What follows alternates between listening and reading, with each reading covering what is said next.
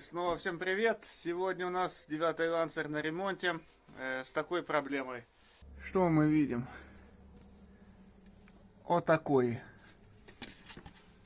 О, все гнилое, и вот-вот в любой момент может оно как бы прорвать эту магистральку. Ну-ка. О. Вот уже такая, уже металл уже отслаивается, уже ужас. Что творится? Ну, как бы и за бензобаком там не сильно, но такое. А вот там вот оно уже вот начинается. Да и бензобак гнилой, в принципе. Но в бензобаке давления нету, то мы его пока трогать не будем. Вон. Значит, вот такое все здесь гнилое. Магистральки эти все. Ну, под днище оно нормально, тут ничего не гнилое, тут все в принципе хорошо. Вот. Ну вот здесь вот это начало у нас на соединителях. То есть это вот отсюда и,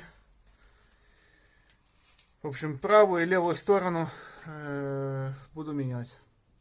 О, порвана подушка задняя. Так, ну переднюю, ладно, уже когда поменяю, покажу. Там тоже есть небольшой как бы надрыв. Ну, уже решили менять обе. Потому что на холостых оборотах такая ситуация, что мотор так вот, ну, работает как бы ровно, так все ровненько работает. И потом вот стоишь, как бы, и такой начинается, даже машину так вот покачивает. Также вот правая подушка при вывороте руля начинает скрипеть. То есть скорее развалился опорный подшипник. И так, или сама вот эта вот, ну, в общем, сама подушка там отслоилась и вот дает такой звук. Ну, то есть на правой стороне, ну, правую не так давно менял, было такое, что подушка, виной этому подушка была, то есть там вот эта вот чашка отслоилась, точнее резина чашки отслоилась, и просто там, ну, еще, да, подшипник был подушатанный, то есть, ну, скрипело, терлось. Вот. Ну, здесь надо это разбирать, смотреть. Скорее всего, такая же ситуация. Так.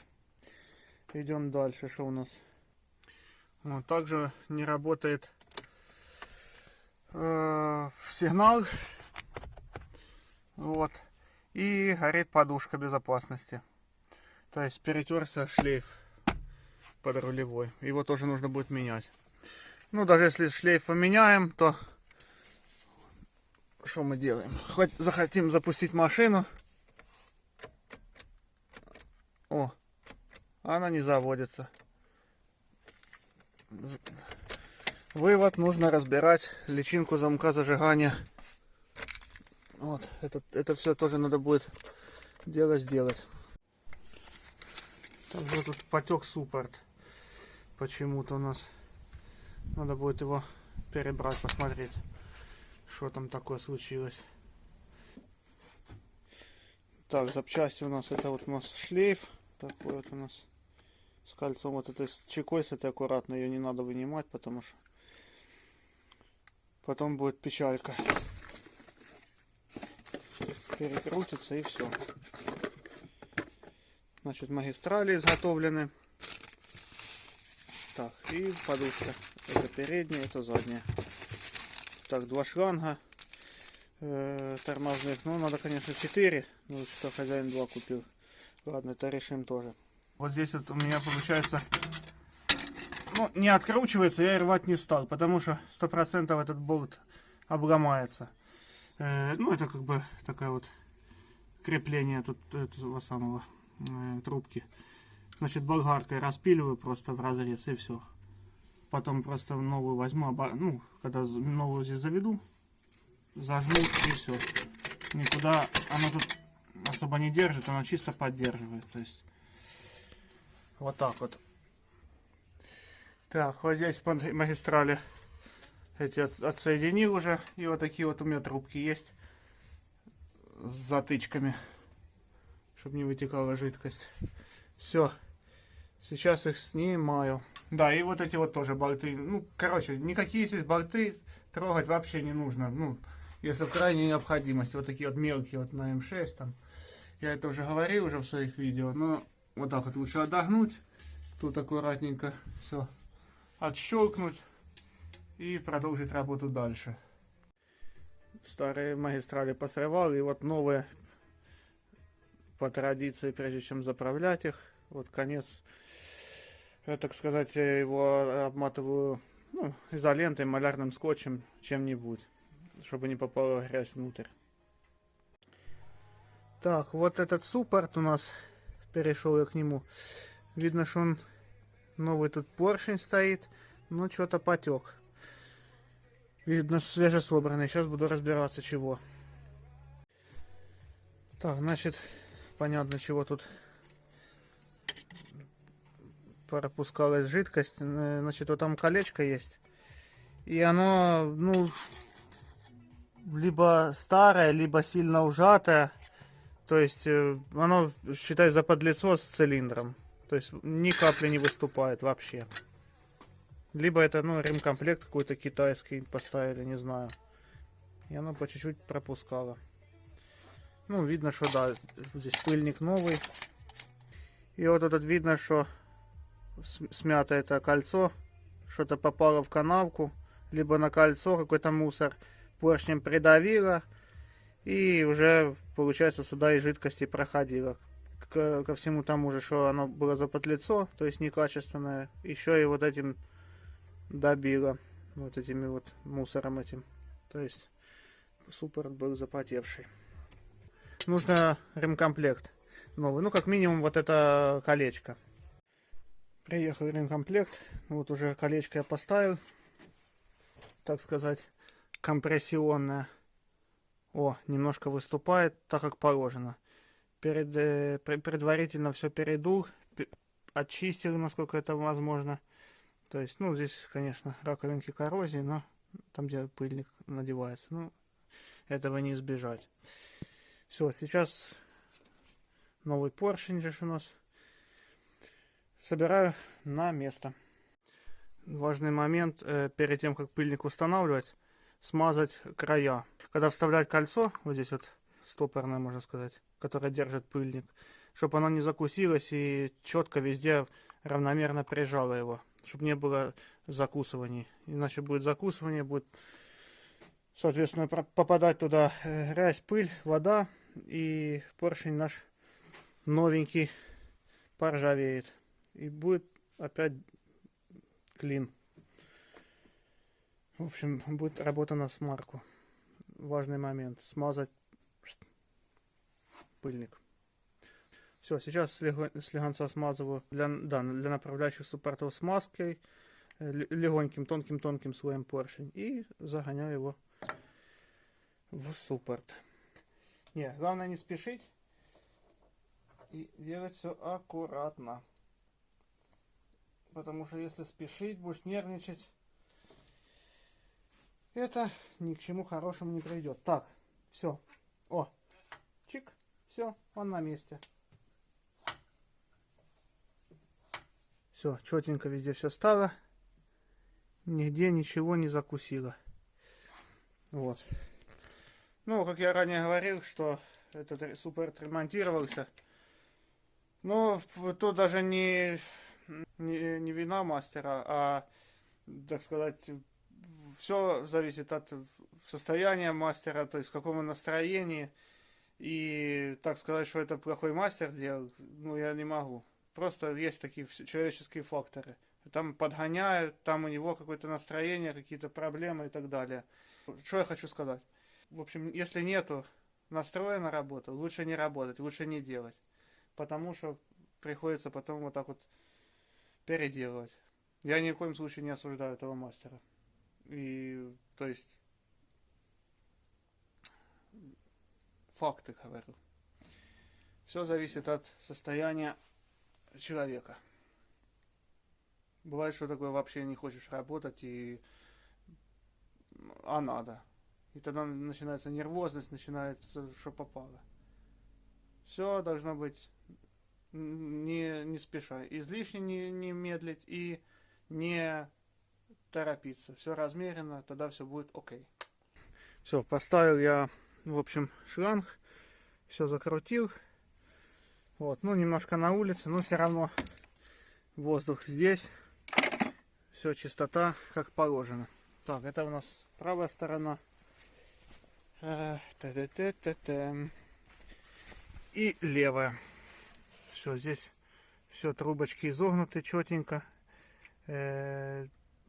Прокачиваю, и потом надо будет обработать этим самым антикоррозионным средством. Так, уже темнеет, комары полетели. Значит, обработал я трубочки хайгиром, жидкой резиной. С баллончика такая у меня есть. Все, днище магистрали с ямы уже обработаю, когда машина будет, когда, в общем, яма будет свободна. Заеду и по днищу еще пройдусь. Все, и с внутренней стороны. Ну, они медные, но на всякий случай, чтобы полная была защита. То есть 2 шланга поменены. Все. Так, значит, это я тут уже к подушкам перешел. Вот, и без снятия подрамника я как бы это делаю, ну, в плане задней подушки замены. То есть я ее, подрамник ничего не снимал. Сейчас покажу нюансы. Вот такая у нас старенькая и такая новенькая. Ну, вот она видно, что порвана. Передняя, вот она поменена уже. В общем, откручиваем вот болты. Вот здесь 1, 2. Так, ну, в общем, там есть, не видно, короче, не будет видно, ну, там 3-4, вот так вот, там где-то крючок у меня, вот, и потом на 3 болтах здесь крепится вот кронштейн, вот этот алюминиевый, значит, ближний откручиваем, правый, ближе к нам, который, и верхний, этот, как бы, последнюю очередь. Когда уже его, ну, откручивать, надо либо длинные пальцы иметь, вот, то есть таким пианистом быть, либо вот так, ну, какую-то монтировочку или что, вот так вот немножко вперед отгибать движок с коробкой, и тогда можно лапкой подлезть, как бы, и покрутить. А так она выходит вот как раз, ну, со стороны вот гранаты, вот вы так, ну, вылезти может эта подушка. Можно и так. Такой вот способ. Перешел я к стойке. Значит, как снимал, уже не показывал. Вот такая вот она гнилая. И, по-моему, рассказывал, что она скрипит при повороте. То есть, в общем, вот такая здесь штука. Развалился полностью. Наперекос пошел. Так, и здесь отверстия, в общем, контрольные смещены. То есть вот здесь, вот видим, где вот это вот отверстие в тарелке упорной под пружину. Вот. И вот здесь на стойке. Они должны совпадать. О. То есть противоположно. Вот здесь одно, здесь другое. Вот так вот.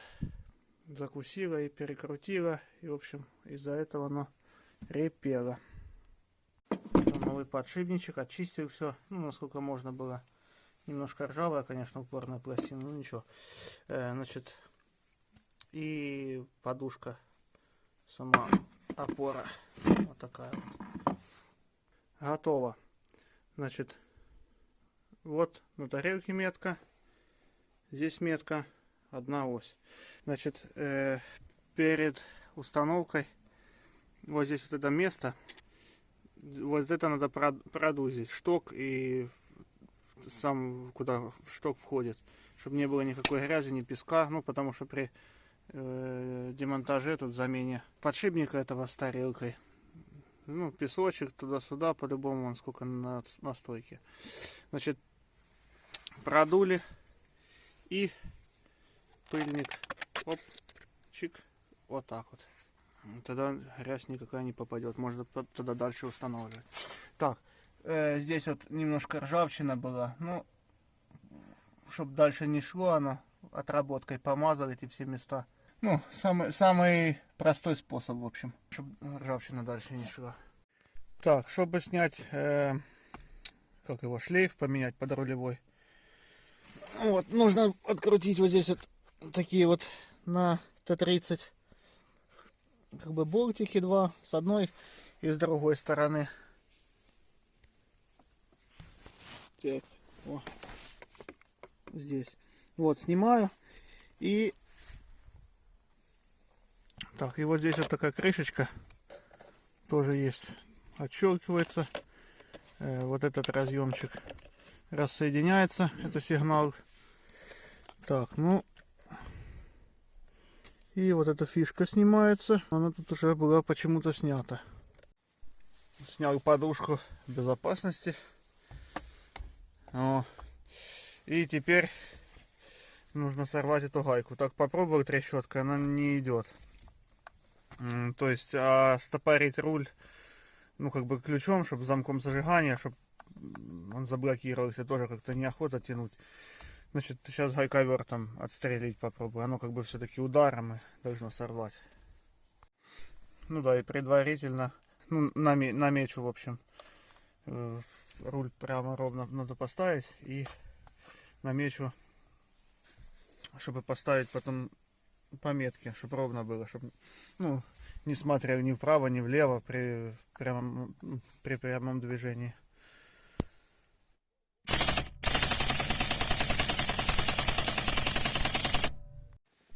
Так, открутил я гайку, сорвал, и руль не снимается так просто.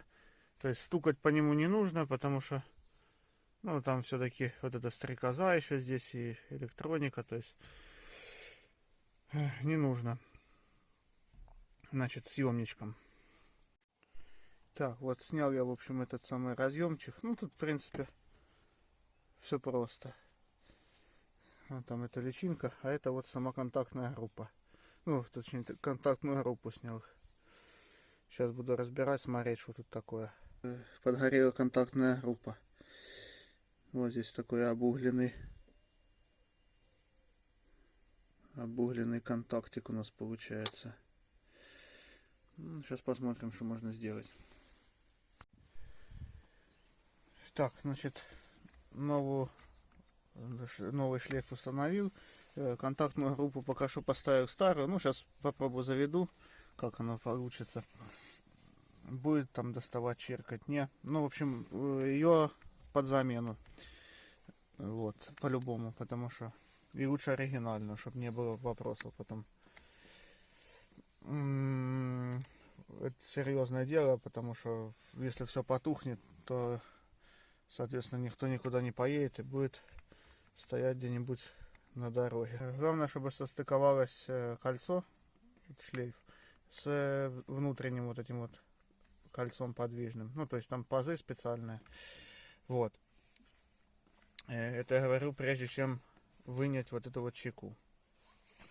Сейчас все установлено по своим местам, значит, на саморезы свои родные прицеплено. Чеку выдергиваю, и вот здесь у меня, ну, метка стоит, я отметил по линейке на валу и на руле. Все по меткам, и в принципе можно назад все ставить. Итак, собрал все, но есть нюанс.